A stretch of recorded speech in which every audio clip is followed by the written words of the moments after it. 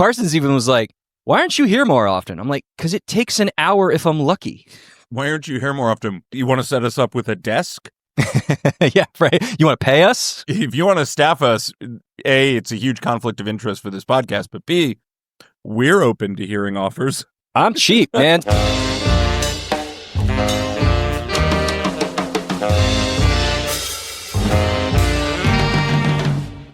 Hello, and welcome to Expected Own Goals. How many clubs would you like to own? 1, 2, 3 edition. I am your host, Eric Morgan. I am Evan Davis. We are here with you a couple days late, as is our habit with international breaks. We'll be talking about the U.S. women's national team's 2 friendlies against China and Jamaica. Boy, did those tell us a lot. And then we'll be closing the show with a bunch of news around executive moves, executive transactions, comments about this, what the business of the league should look like. It'll be loose and it'll be hot and spicy. So tune in for that in just about 20 to 30 minutes. It seems like every international window, just all the news and notes. It's like a Friday news dump. All the news and notes from around the league come out after we've recorded. And there is just so much to address, which we will get to. But yes, let's blaze through this 7-0 combined defeat of China and Jamaica. Before we do that, let's keep housekeeping, baby. We are going to be going deep on the history and the implications of multi-club ownership in the women's game on Patreon this week, which will be coming out tomorrow, Friday. Getting our old buddy Jesse Parker Humphreys of The Observer back for that conversation, since it directly affects England as well, what Michelle Kang is up to. And if you're not a member of our Patreon, $6 a month or $60 a year gets you 4 bonus episodes every single month, including access to our Discord server, access to our semi-regular YouTube live streams, and maybe access to some other goodies in the very near future. So if you are not a member of our Patreon, or if you know somebody who is not a member of our Patreon, tell them to sign up. Click the link in the show notes. I want to start calling it the MKU. You know, like the Marvel Cinematic Universe, but it's just the Michelle Kang universe. It's sort of getting there. It's really close to getting there. And yeah, so I think if you're one of those Spirit loyalists or Spirit curious, if you wanted your Spirit cast, that's coming on the Patreon this week. Or about the current, you know, Chris and Angie Long, they're talking about buying more teams elsewhere. So, yeah. Totally. Alexis Ohanian just bought Chelsea from Chelsea. Yep. As a part of Chelsea. Kira Nortman has shares of multiple NWSL teams, which is a little fucked up. It's true. Everybody's got their fingers in lots of little pies. Mm-hmm. Before we do that, let's go to all the learnings. God, so many learnings. From China 3-0 and Jamaica 4-0 victories for the U.S. women's national team. Evan, let's start with the China game. Mm-hmm. What were your big takeaways from this game? Not a fucking thing. I got to tell you, I have similarly little. I was confused about how we were going to use Kat Macario, and then Kat Macario just had a really good game. Mm-hmm. So it was kind of like an immediate own goal on myself. And against Jamaica, I have similarly little. So maybe we talk about this in the broad. I think that's the right way to do it. Yeah.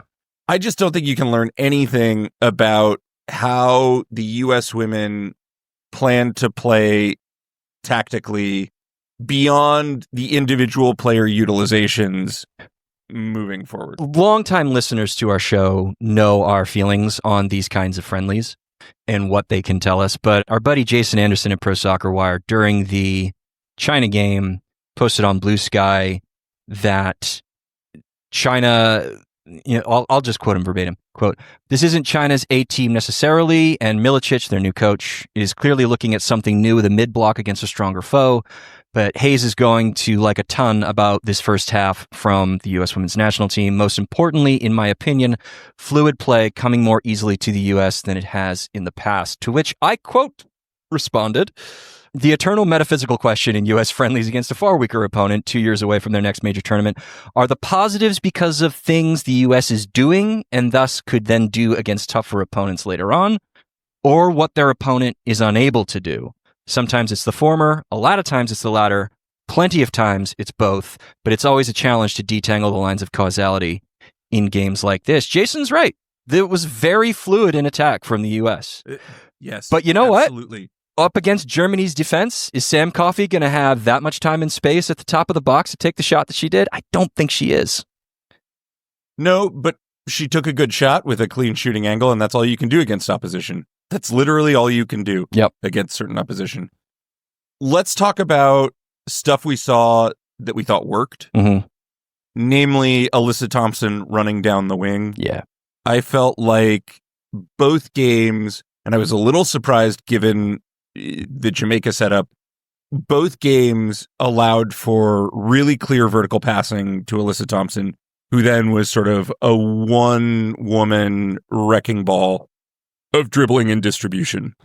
Do you feel like Alyssa Thompson has locked down one of the non-triple espresso starting jobs? Like, if there is no triple espresso, is she the starter? Like, clearly. I kind of think that she is, yeah. I mean, I do too. She's having a better club season than Emma Sears, and Sears hasn't, I mean, did she get any? She didn't get any minutes this window, right? No, she got minutes. In the China game. She got minutes against China. Yeah, okay. But beyond that, I mean, who else is really her competition? I mean, it's nice to see Lynn Biondolo roll out there. Nice to see her get a brace against a Swiss cheese defense that Jamaica was setting up. But like, for the long term, I don't see who else could possibly challenge for what Thompson is doing. And as far as like her performances in these two friendlies, it feels like it falls into like a little bit of both side of that summation, in that she is doing what, I can't remember, somebody else said this, that like she's doing what a lot of like dribbly but incomplete young players get to at some point in their career, where they figure out how to like make off-ball runs and also to hold up the ball and have better decision-making in the box, and then all of a sudden they're unstoppable. Thompson sort of feels like she's moving into a zone like that. But at the same time, like, China's and Jamaica's right backs are not up to this standard, and thus did not really offer a lot of pushback. I mean, Jamaica they're in tough shape at the moment. No Rebecca Spencer in goal. Obviously no Bunny Shaw up top. And with all respect to the Swabies and the Van Santens and Denisha Blackwood, like, this is just not the team of 2023. And so it did not pose a great many problems. Fuck, they were so bad that Ali Sentner got off 5 shots in the box and scored 2 of them. You know? Oh, yeah. I think Alyssa Thompson, you described it well. It's kind of like watching a person close to finishing a Rubik's Cube. Like, it begins as kind of a mess, and as she puts together pieces of her game, there are only so many options left to figure out, and it feels like she is moments away from finishing that Rubik's Cube. Yeah. And it's now down to just decision-making stuff. Yeah. And China and Jamaica aren't going to be the teams that, you know, force you into those like really tough, critical decision-making. Right. That said, I actually think, and maybe this is a hot take at this point, I actually think right now, if I have everyone back and healthy, I start Alyssa Thompson over Mal Swanson. I might agree with you. I'd have to think about it some more, but I think I might agree with you on that. We're looking potentially at a world where triple espresso is not the best starting option at the next World Cup. I think Alyssa Thompson is forcing that question. Well, for nothing else, then like, she's healthy and available. Totally. You know? And that matters. But I also think that just her offensive output at this point is better than what Mal was doing in 2024 by some margin. And like, her NWSL offensive output. Yeah. And some of that is not playing on, you know, is Alyssa Thompson having the liberty of not playing on the Chicago Fire. But it's not like Angel City are this wrecking ball of a team. Thompson's putting up pretty ridiculous numbers in spite of being on a pretty middling team. So yeah, let's talk stock. Ali Sentner, obviously 2 goals against Jamaica, one of them even from, say, 10 yards out. What a miracle. What a miracle. What do you think Ali Sentner's stock did in this set of friendlies? I mean, Hayes really likes her. I think Hayes really is trying to figure out a way to make her work. And she's ostensibly one of the players challenging for that left wing spot if Mel Swanson isn't available. And interestingly enough, she moved over to the right wing against Jamaica, where she kind of bossed the field over there. So I think she looked fine, but again, what are the soccer actions that you're really trying to zone in, or what are the instructions and the intentions that are being asked of you that we can kind of evaluate your performance on? I don't know. All I know is that Hayes really rates her, and she's got a ton of athletic ability and potentially room to improve and to grow and become a more complete player, kind of like what Thompson has been doing this season. Mm-hmm. I could see her as, I mean, I'm still sort of in that, like, really push your development hard, Allie, and maybe I see you as a bench piece in 2 years. I'm just not convinced that you're going to be a starter. Then again, maybe she can learn to play on her natural foot on the right side and push Michelle Cooper down the depth chart and sew up a spot there if Trinity Rodman isn't available. I don't know. It seems to me that she is, at this point, very much favored, that the vision for her is, now with Alyssa Thompson really having taken the left wing position, a stranglehold on the left wing position for Alyssa Thompson, that her best utilization is as a sort of hybrid 10 winger who is pushing centrally a lot and allowing room for fullbacks to get up the flank behind her and encouraged into attack. That doesn't work particularly well with Emily Fox, given what Emily Fox's responsibilities are. But I think that there's supposed to be at least some interchange possible between her and a version of Macario, or you could potentially play her with Michelle Cooper. But yeah, it's Allie Sentner, shoot at will, shot monster, as a clear Hayes favorite. And I lament that because I think at this point she's A, suffering under the problem of playing at Utah, but I think B, also not better than the 10s who are actually putting up good seasons. That's right. The NWSL. Yeah. And everything's fluid. It was hard to imagine Corbin Albert not on this roster. And now Corbin Albert's not there. But right now it feels like Allie Sentner is a trusted Emma Hayes piece. Yeah, I mean, Tobin Heath called her messy-like. Yeah, that's hyperbolic in the extreme. Yeah, because I think Messi at 19 or 21 is a little bit further along. I'm not sure Messi's ever played for a team that's lost 10 games in a season. Maybe. Like, no, he probably did it Inter Miami. That said, I think there's just nothing in the numbers to say Allie Sentner is anything approaching Messi-like. Yeah. Even if she is a shot monster at times. Yeah. Let's talk next in terms of stock. Michelle Cooper's stock. I don't think she hurt herself. I think it's just coming back. I think that's right. I mean, she got what, 57 minutes against China, and then she came in for like a 20-minute spell off the bench against Jamaica. And looked serviceable, looked fine. As you say, she's working her way back to fitness. I think Hayes even said before the international window, like, that was their thinking around her. Like, they wanted to bring her just to keep her rhythm with the program, but they were not going to necessarily like overwork her. And it's probably what we saw. So I think it's probably a push on that. Like, I think she's still quite high on the right wing depth chart behind Rodman. But yeah, Yeah, I think other stock we can talk about. Sam Coffey feels really in ink at this point. Claire Hutton, who I didn't think had a particularly strong set of games. Yeah. Still absolutely one for the future, and one where like the club numbers do back up the constant justification for her place on this team. But let's talk Lily Ohanis. Two different positions over these two games. And these games, I think, didn't force her weakest quality, her defense, both on and off ball, right, to be tested. And when she doesn't have a lot of defensive responsibility, boy, she just pings balls. Yeah, I mean, she was, 84% on passing overall. Like, it's interesting to think about her as a 10 because we know what her passing vision entails, and that also might be a spot where you can hide her defensive shortcomings. Yeah, her defensive shortcomings. But, like, is she the one that you take over all the other 10 options? Probably not. And there's also something to be said that, like, there's different kinds of passing vision. There's the one that can, like, help you progress the ball and the one that can help you break that final line.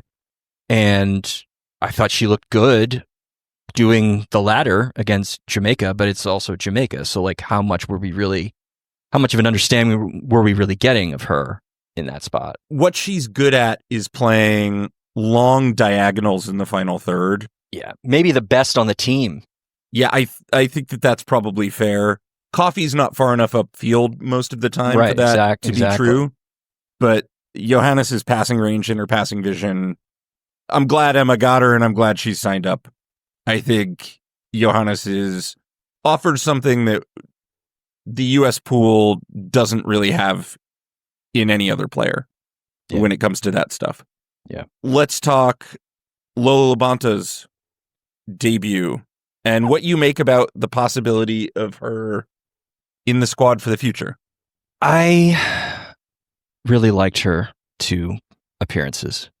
I thought they were incredibly clean, not fussy, definitely playing within herself and doing what she knows best, which, judging by what she said after the China game where she was being a cheerleader and then all of a sudden people were like, yo, they're calling your name. You have to go into the game.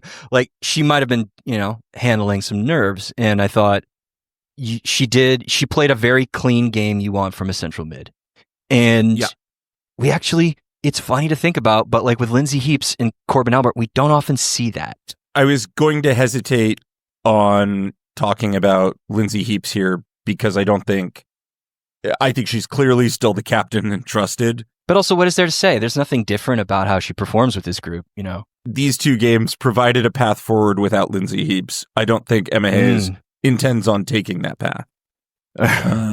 Maybe not. I mean, she has now said that she knows what the core of the program is going to be for the next 2 years.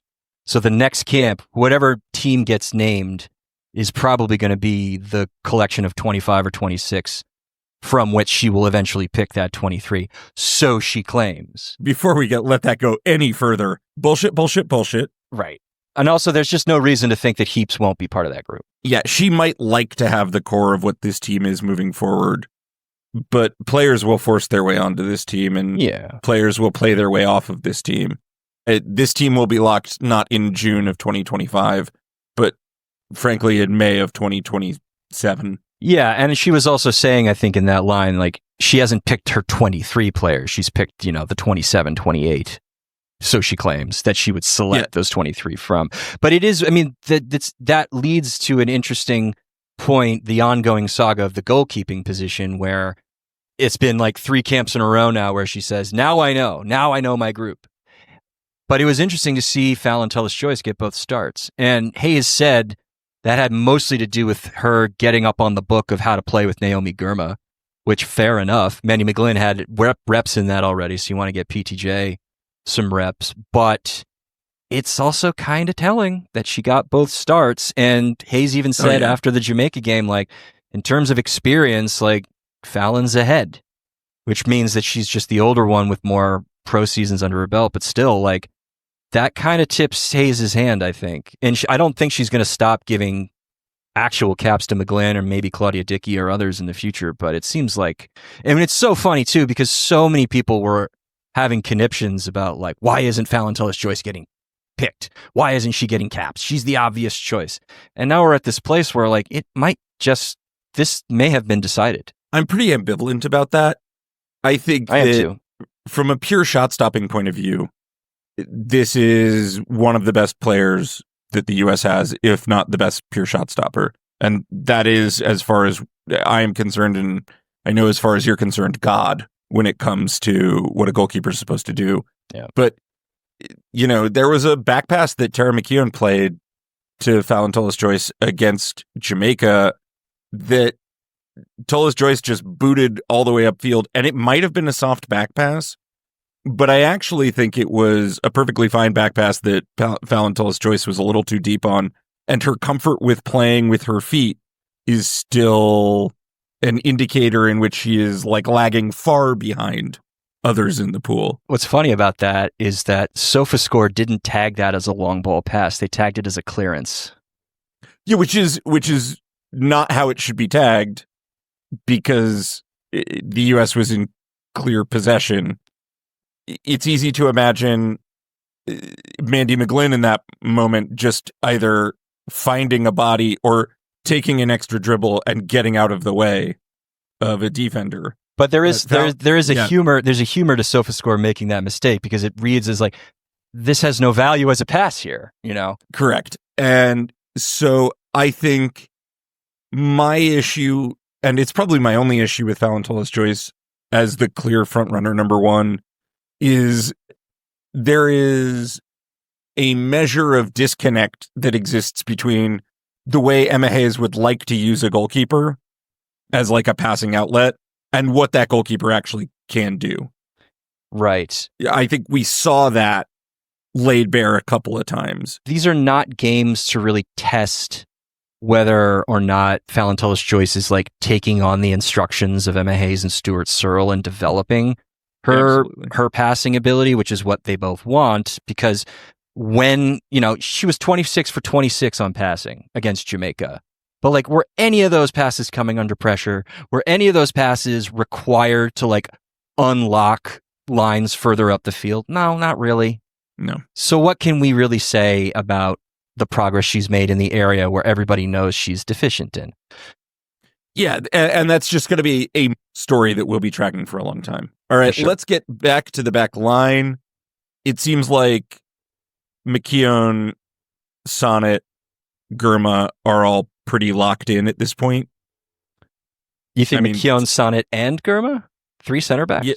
No. I mean, are all locked in as like rostered players. Oh, not in the 11. I think it's unclear who pairs with Girma right now, but it doesn't feel like Emily Sams is cracking that group anytime soon. No, I mean, she had 1 sub appearance. Yeah, she seems clearly not favored among that center back core. On the outside, let's talk Carrie Abello's debut. She looked good. I thought she looked great. Yeah. Again, is she being tested by Kiki Van Santen? No, not really. No. But, I mean, when was the last time you had a steady hand at left back with this team? It's been a while. So that's sort of what we were hoping for with Abello coming into this setup. So I like the cut of her jib. I mean, the only thing that we can ask right now is that she keeps getting called into camp and gets to that 6 camps threshold that Hayes really values. Because I think she is as worthy, if not more so, of being strongly considered at the top of the left back depth chart than anybody else. Yeah, she would be my starting left back if we had to field the team tomorrow. Right now. Wow. I thought, it's just, she offers a level of defensive solidity that the U.S. desperately does need in that situation. She offers you a lockdown defender for opposing wingers. And whatever you want to say about her offensive prowess, the U.S. has more than enough creative forces in front of her to make up for whatever you're not getting out of fullback from Carrie Abello, which, by the way, I don't think is necessarily not a lot. Like, I think that right now, given the pool of potential left backs, she is so much more defensively solid than Giselle Thompson. I think she's the go-to. And I don't think Crystal Dunn... Yeah. Oh, no. We don't even need to talk about Crystal Dunn. And the other thing is, like, as we predicted on Patreon, this gives Hayes the option to flip the rest defense structure and get Fox basically living on the end line against Jamaica and Mabello pulling inside and creating the 3 with the center backs. And that is going to be an important card for Hayes to play so that the opposition doesn't know exactly how to scout the U.S. when they're in the build-up phase. Exactly right. To know it's always going to be Emily Fox pulling inside and staying behind. With Abello there, now you give opposition's coaches something extra to think about, which makes it that much more difficult to play against the U.S. So even if Abello doesn't even make it as the permanent every single game starting left back, she's going to provide real value as like an alternating starter, as a super sub when you need a different look in the second half that the U.S. has kind of been craving, I think, from their fullbacks that they haven't gotten until now. Totally fair. Anyone else you want to cover? I think we hit. I mean, it's just great to see Irma back. The one other person I want to cover here is Moultrie? Avery Patterson. No, Yeah. Moultrie. Yeah, let's talk a little bit about Olivia Moultrie briefly. I think she had a tough camp. I think it's good that she's back in it. She's putting together a tremendous season right now for the Portland Thorns. I think if she keeps doing that at club level, she'll keep getting called in. Yeah. But they shuttled her out to the wing for a little bit. I think we all know that's not her best position. I think her lack of positional dynamism probably will hurt her with this U.S. women's national team a little bit. I don't think it matters that much whether she put away that goal against China or not. She was in a good position for it. That said, if you were hoping that this was Olivia Moultrie's breakthrough, these two friendlies definitely weren't that. Yeah, she's just falling into the what is her best position pit that a lot of players end up falling. She's too good to not keep getting a look at her, but she's not so obviously the best choice at any single one place on the field. I mean, she is the most like classical like trequartista number 10 we have because of her lack of mobility. And that is something that the program continues to move away from. So until she can fix that, it's going to be hard to see her getting anything but bench spots. Which is nothing to say against her as a player. It's just like that's how competitive it is, especially on the spot of the field where she likes to play the most. It's the same problem Jaden Shaw's been running into. Right. She is very good at unlocking defenses. Right now, I think that role probably is confined to beyond 70 minutes when you're level or chasing a game. Like, I think Moultrie is an offensive substitution in a tight game against good opposition and little else right now, and won't be relied on a lot more than that. Let's talk Avery Patterson, who I think came on and just offers you like raw, pure attack from the right side. Yeah, but also like was not getting into the final third, or at least not touching the ball in the final third as much in her start against China than say like what Emily Fox did against Jamaica. Was staying home a little bit more, but yeah, very much like playing your opposition. Jamaica inviting on a lot more pressure. China in its mid block, requiring Avery Patterson to stay a little more home. I was a little bit more impressed with just like the on ball defensive tenacity against China. Yeah, you know, like she really was happy to get stuck in, and that kind of carries a little bit more value with me when you're like getting volume of on-ball defensive actions against a team like that. When you have the ball all the time, it means that like your on-ball defensive actions really count for something because you're just not going to get many opportunities to put in a tackle or make an interception. And look, like 2 clearances, 3 interceptions, 3 tackles, 5 out of 8 on her ground duels, 4 out of 6 on her aerial duels. Like she was a tough cookie to play against. Yeah, where I thought she really shined was in her sub appearance against Jamaica, just offering you that extra width. That was very much like she didn't take a single touch in the defensive half, maybe one. No, in those 10 minutes. But as a different kind of function. I mean, Avery Patterson right now is very much competing for a backup spot, right? But if you are looking to, which is why I sort of gleaned more from the Jamaica victory. Like if you are looking for that player that you're taking Emily Fox off for to give you extra width as you chase a goal late in a game. Right. I think Avery Patterson serves this great role where her final ball service is good and she gets in behind to receive the ball in good places, while also, should you find that goal, being defensively solid enough to come back and be trusted. The one thing I might say is like we should remember that Jamaica was really tired. Oh, yeah. No. It's so much more to do with getting in the right positions as opposed to the opposition themselves. Lynn Biondolo ends up with a brace in this game, I think, a little bit on the back of Avery Patterson being really tenacious against a Jamaican team that was kind of past it. Yeah, I think that's fair. Oh, yeah, and maybe we end on Lynn Biondolo. It's so strange. Yeah. It's so strange to see Lynn Biondolo attacking. No, I feel like, you know, if we were going to rank most calamitous moves in the offseason for your U.S. national team future, right now Jaden Shaw's is clearly the worst. This move to North Carolina and her subsequent difficulty betting in there has dropped her from like on every roster to a U23 team where she wasn't necessarily a standout either. And I worry that Lynn Biondolo's move to Seattle is essentially harming her ability to make this team further on, just because she is never going to be putting up the offensive numbers she needs in Seattle. And we have to temper the brace she scored against Jamaica with the fact that she was coming on as a substitute against tired second opposition. half brace against Jamaica. Yeah, who were pretty weak opposition to begin with. So, and then the age, it just always comes back to the age that she'll be 34 by the time of the World Cup. If you feel like you can make room in the 23 player roster for one wily vet to to play like the Rapinoe in 2023 role, if you feel like you can spend some of your roster capital on a player who, in short spurts really is quite dangerous, then maybe you keep Biondolo in mind. But I think you're right. Like, playing in Seattle is not helping her. No, you can't just be good on paper. You actually do need to be scoring goals, I think, if you want to be included in a future attack. And I worry that she just simply won't get the chances because of the way Seattle is laid out.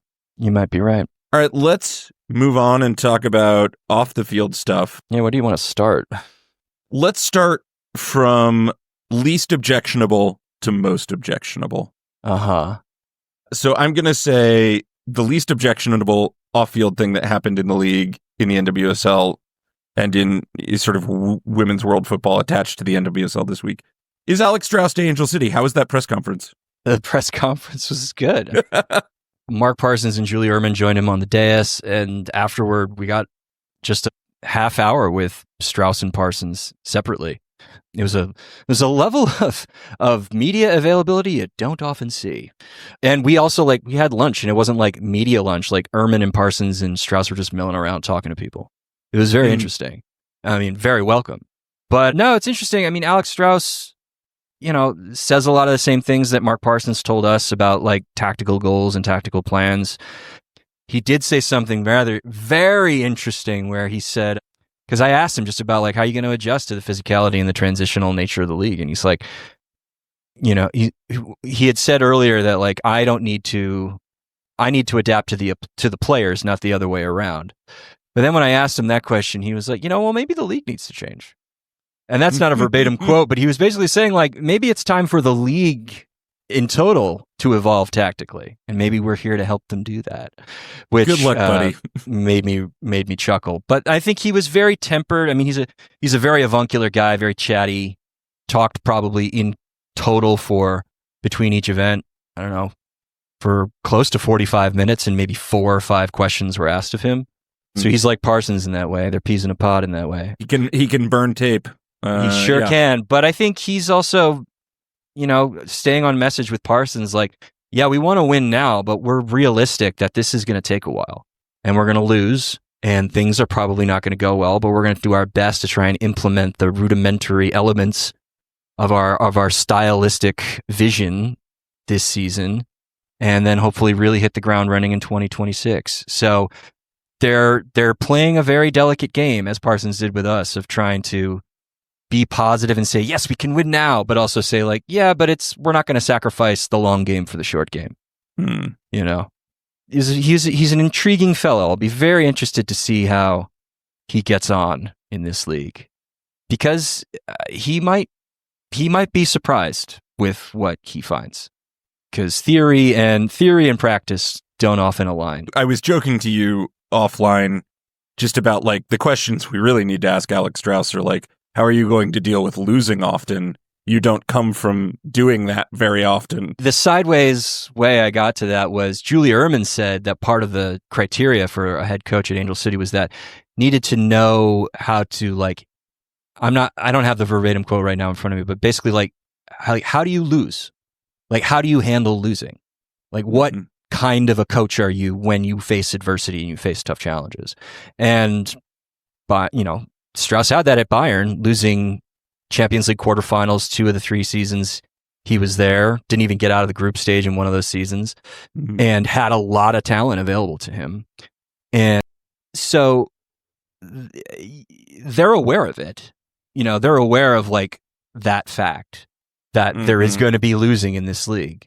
They are certainly selling to the general public that they are going into this with very clear eyes on that issue. And when I asked him about his Champions League performances with Bayern, he did that thing that all coaches and a lot of players also do, where they're like, no excuses for the performances. And then he lists off a bunch of excuses for the performances. Yeah, like, a classic. Don't listen to anything until the but. But he's not wrong. I mean, like they were 1 year they had to deal with Pernilla Harder not being available. This year they had to deal with Georgia Stanway and Magda Eriksson and Glódis Vigosdóttir not being available for long stretches, and that hurt them against Arsenal in the quarterfinals. So like it is this thing of like, well, you are right. I will give you some grace on that. But you also did just say that there were no excuses. The other thing he also said, he was like, but he said like, but also a lot of the time we just weren't good enough. He was just really straightforward about that. That's going to be a line I suspect we hear from him with some regularity. Maybe so. At least in this calendar Angel City season. Yeah. All right, let's move on to probably the next Heraldes. Odious. Yeah. From one European manager coming here to face losing to another one who did not handle losing well, returning to a place where he probably won't lose very much. Jonathan Heraldes packs up from DC and lands in the gastronomic capital of France to head up Lyon. Especially, Evan, what are your big thoughts on this? Well, the word on the street is that Marie-Antoinette Katoto is jumping ship from PSG to Lyon. She's on that pipeline. So, yeah, no, he really won't be losing very much. Yeah, I think we don't really have a clear understanding of why Heraldes wanted to leave. According to reporting in The Athletic, this really wasn't on the table until Joe Montemuro went and took the Australia job. And after that, there's just a vague allusion to everybody decided that this was what's best for everybody involved. And listen, like it could be a million things. Like if it turned out that just like being away from your support network, your family support network in Spain, an ocean away, was really hard for two young parents with an infant and another one on the way, and you just wanted to be closer to home, fair play to you. I can't really fault you for that. I think there is some chatter among the extremely online members of the Washington Spirit fan base who are like, fuck this guy, what a betrayal. How could you leave us in the middle of the season? You couldn't handle losing, you pussy.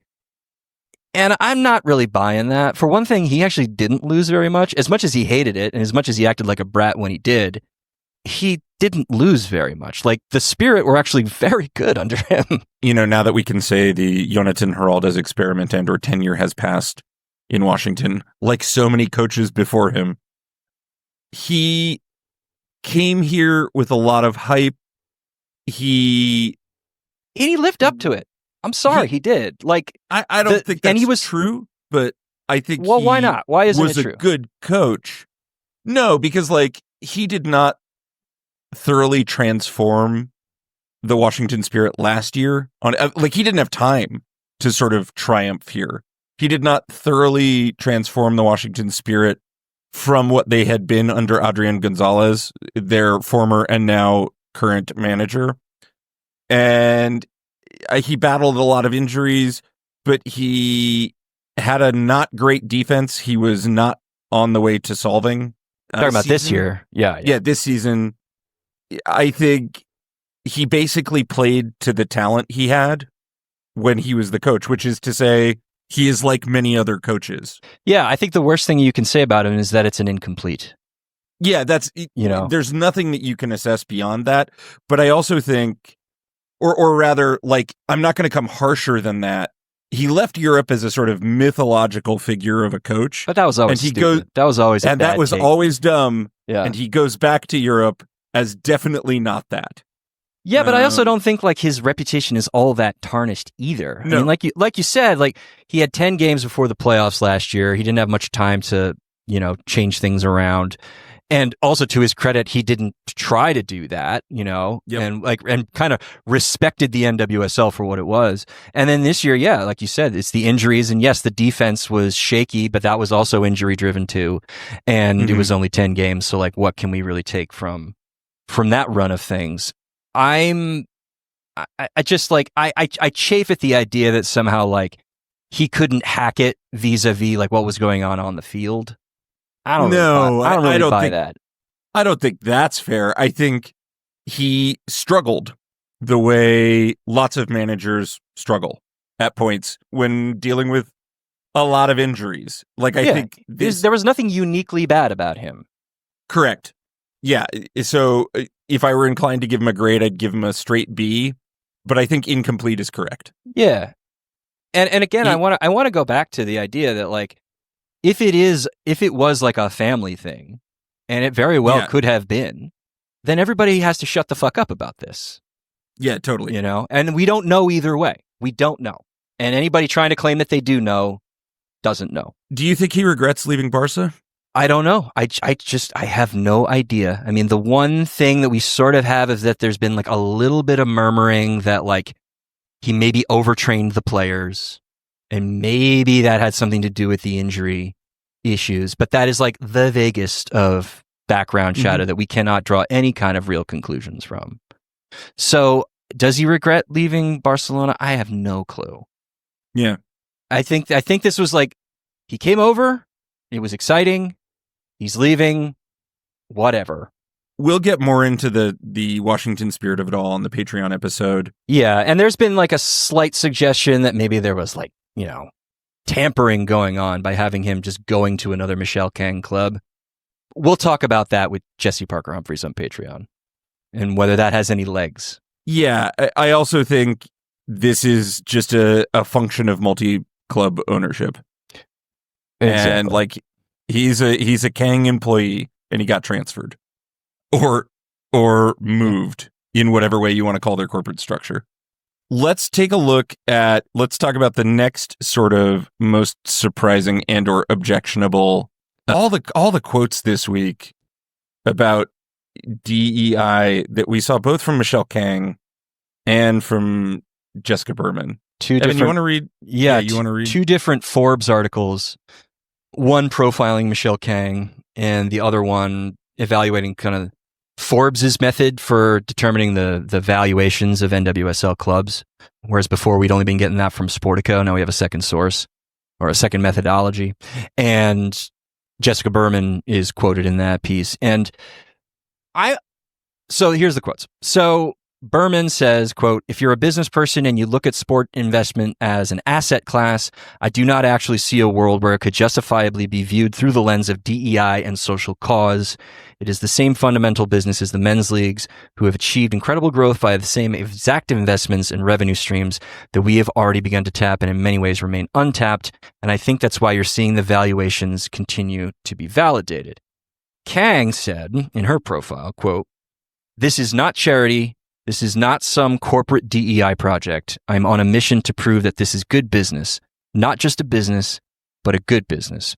Now, I am going to offer the most charitable interpretation of these quotes that is available to us, which is to say that if you took DEI and social cause out of these quotes, they're basically the same kinds of quotes that Berman and Kang have been offering for years, which is like a slightly defensive posture to say, like, if you don't invest in women's sports clubs, you're actually losing out on opportunities to make money.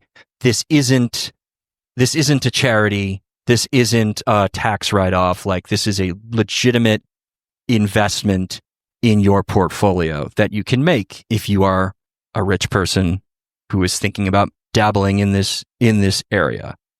What the addition of DEI and social cause for language reveals is that these are rich people who are brain poisoned by their social circles, the way that all rich people are Yes. brain poisoned by their social circles. And they've just been hearing DEI as a buzzword for too long that they have just ingested it. And now it almost becomes a reflexive way to say, this is not some charitable cause we're in here.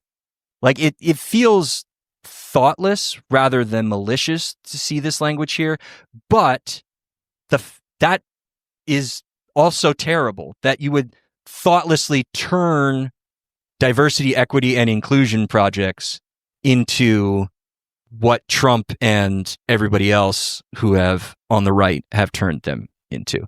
Like, you just thoughtlessly saying that as a synonym for something else reveals that you are soaking in on the daily basis really stupid ideas from really shitty people.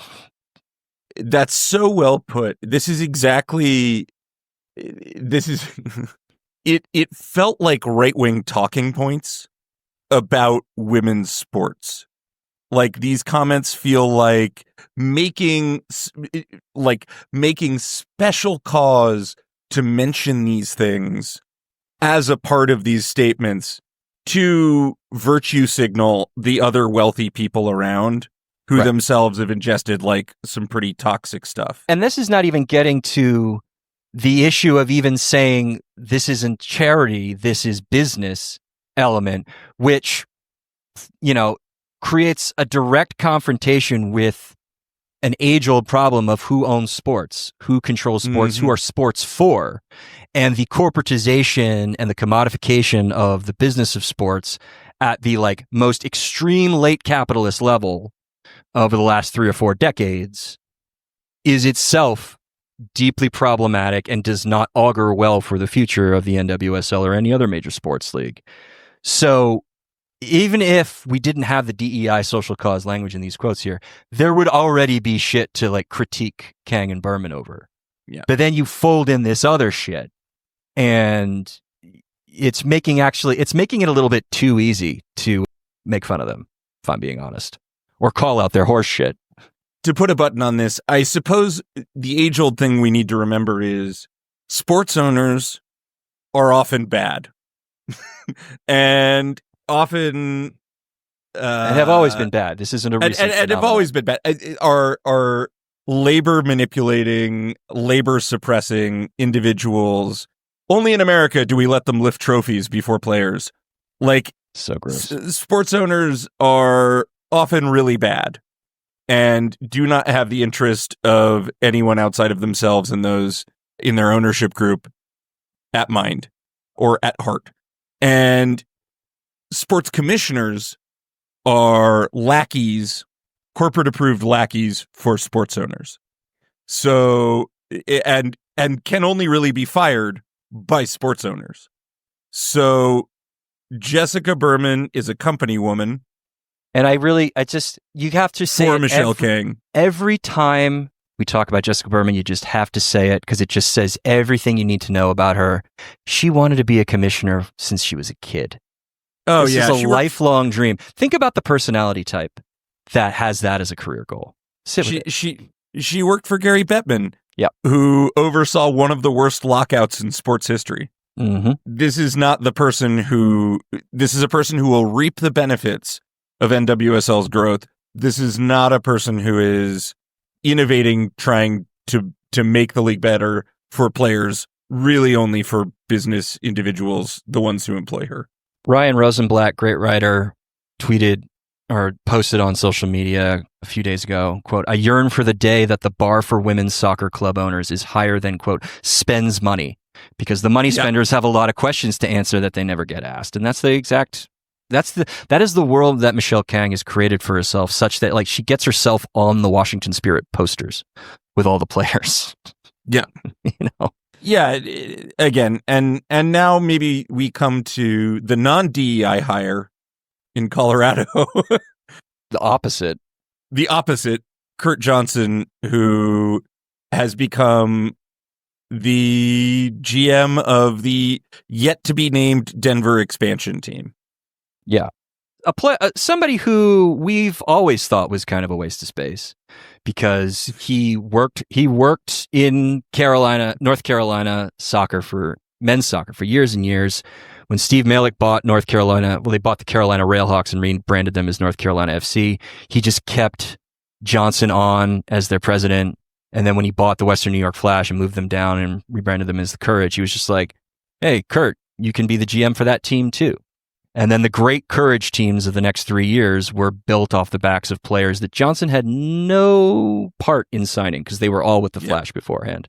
And it was a time in the league when GMs didn't actually have to work that hard to keep elite talent because this was pre-CBA and this was pre-women's national team salaries being paid by the federation. So you didn't really have to put in a lot of effort to keep the good players on your team. You didn't actually have to make any types of efforts to sign them in free agency or trade them for actual value. And then lo and behold, what a coincidence, the moment the CBA comes in and the national teamers are paid by their clubs, that's when the Courage start losing. And they haven't been very good ever since. So he is, a classic example of failing upward.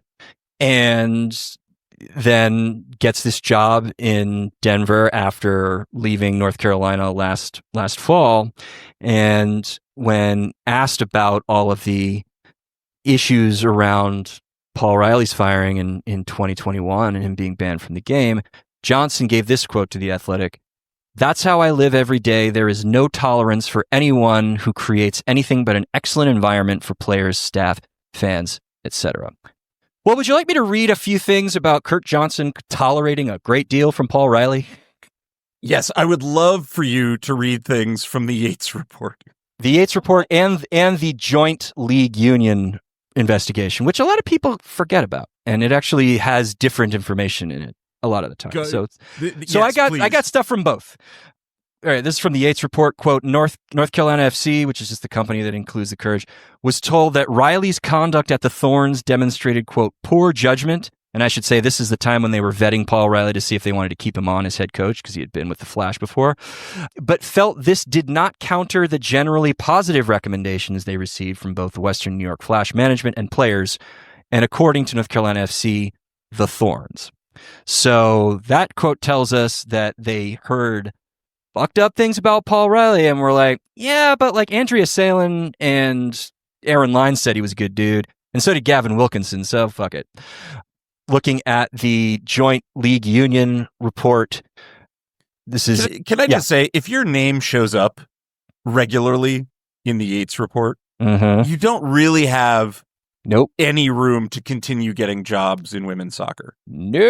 Or soccer in general, or professional sports. And I was shocked and appalled that Denver, who are attempting to build this vision of themselves as a club, would stoop to the level of hiring a sort of like bottom feeder like Kurt Johnson. And it must only be because there are a dearth of alternatives who have managed women's soccer teams. Well, that have been general manager. That implies that Denver put in any effort into this search and didn't find anybody worthy. I think they just picked the bottom of the barrel because it was easy. Here's a quote from the league union report. This is assistant general manager Bobby Hammond. Hammond said he shared with Johnson that Kaylee Kurtz mentioned Paul Riley calling her chubby and understood that Johnson would talk to Riley about his choice of words. Bobby Hammond acknowledged that he did not follow up with Kurtz after the call to share any steps that were being taken or to see if there had been any improvement in Riley's behavior. Johnson reported that Riley denied, quote, weight shaming Kurtz, and Johnson told Riley that he should speak to players about, quote, fitness, not weight. So I don't know how you get more tolerant of terrible behavior than that. If you listen to this podcast, and we know that there are lots of you in Colorado that do, and have a vested interest in the future of this franchise, no reason not to petition against the hiring of this guy. I think that this is a real head scratcher, if we're being generous, for the Denver expansion team. And I was repulsed. I couldn't believe that they had done this. Yeah. To watch a person who has basically overseen the destruction of the greatest NWSL franchise in the history of the league. The man has overseen the sinking of this ship, slowly hemorrhaging, has been cited multiple times for being a contributing factor in what was a very toxic workplace, and apparently only lives and expects excellence out of people when he himself has demonstrated time and time again to be nothing above mid. Yeah, and that's a really nice way of putting it. That's a charitable analysis. And again, I feel like Denver dumped this news as opposed to celebrating this hire at a time when I'll push back on that. I mean, they rolled this sucker out. They did a big press release. They released a video of like co-owner and NWSL broadcaster Jordan Angeli like interviewing him. They did a rollout. They were proud of this. I don't think they expected that they would get any kind of blowback, because nobody at the Courage really has gotten any kind of blowback for their involvement in the Paul Riley scandal, because the Thorns took the brunt of it. Yeah.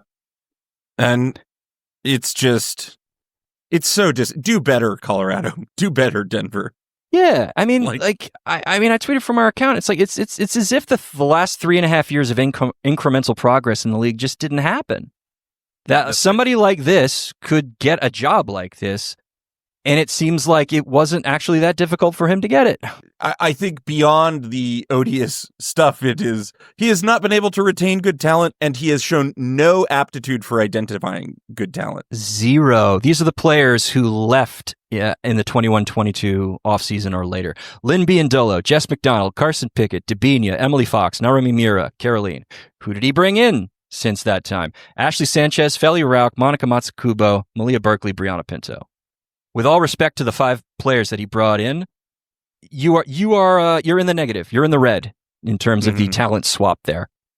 And I'm sure some of that has to do with financial constraints that existed, but I also think it speaks to a lack of aptitude with basic like data and recruitment. Yeah, and also, like, you could spend more money if you wanted to. Like, Steve Malik doesn't want to, because he never had to have a great team. And then the moment he had to, he didn't. Yeah. Anyway. So, way to go out on a high note, XOG. Yeah, that's the show. US, very good at spiking teams that are not as good as them. Some varying degrees of disappointing news coming out from the league. Yeah. Evan, you want to take us out? Yeah, we'll be back with you on main feed on Tuesday, chatting about our usual nonsense on the NWSL. Be sure to tune in for Patreon on tomorrow on Friday this week. We'll have Jesse Parker Humphreys from The Observer to go more in depth about multi-club ownership, how it works, where it comes from, what it means, how it's applied elsewhere, and how owners in the NWSL like Michelle Kang and Chris and Angie Long and others are starting to get involved too, and what that might mean for the future of the NWSL. I think it's going to be a really interesting conversation. In the meantime, do all the things you're supposed to do with podcasts. Follow us drop a review in your podcatcher of choice, rate us 5 stars, tell all your friends about us.